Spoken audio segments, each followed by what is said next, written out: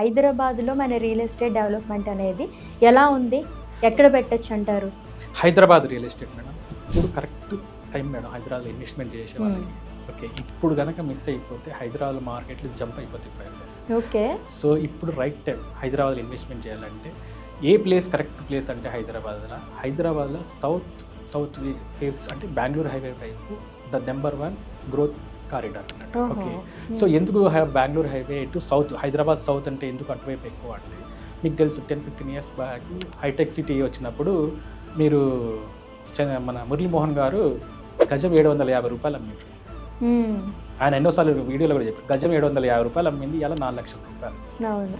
బ్రహ్మాజీ గారు ఒక వీడియోలో ఒక సినిమా షూట్లో క్లిప్ ఉంటుంది చూడండి, ఆ క్లిప్లో అయిపోయింది కుక్కట్పల్లిన ఎక్కడ ఉంటారు, కుక్కట్పల్లి జనాలు ఉంటారా, గజం 10,000 అమ్మితే నేనే 10,000 ఇస్తాను 15 ఇయర్స్ బ్యాక్. ఇవాళ 3,000 గజం ఉన్న 3 lakhs నిన్న కాక మొన్న పేపర్. ఓకే, మళ్ళీ మన పృథ్వీ గారు శంషాబాద్లో గజం 100 రూపాయలు, ఇవాళ అది 2 లక్షల రూపాయలు గజం. చిరంజీవి గారు కూడా ఎన్నోసార్లు చెప్పారు కోకాపేటలో 20,000కి ఎకరం దొరికేది ఇవాళ 100 కోట్ల రూపాయలు.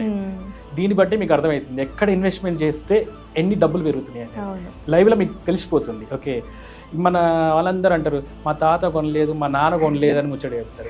సో మన తాతలకి మన నాన్నల తప్పు కాదు మేడం, ఎందుకంటే వాళ్ళకి తెలియదు. రియాలిటీ ఏంటంటే భూమి మీద పెడితే ఇంత పెరుగుతుంది వాళ్ళకి తెలియదు, ఎందుకంటే అప్పట్లో వాళ్ళకి తెలియదు. ఇప్పుడు మనకి 80-90 కిడ్స్కి వాళ్ళు హైటెక్ సిటీ ఉన్నప్పుడు చూసారు, రేట్లు చూసారు, ఇవాళ పెరిగిన రేటు చూసారు. అంటే ఫైనల్గా ఏం అర్థమవుతుంది, మన దగ్గర డబ్బులుంటే ల్యాండ్ మీద ఇన్వెస్ట్మెంట్ చేస్తే 10 ఏళ్ళకైనా కానీ అది పెరిగి పెద్దగా కొన్ని కోట్లు అవుతుంది అనే విషయం క్లియర్గా మనకి ప్రూఫ్తో సహా వచ్చింది. ఓకే, సో హైదరాబాద్లో ఇప్పుడు ఇన్వెస్ట్మెంట్ చేయలేకపోతే మాత్రం కుదరదు.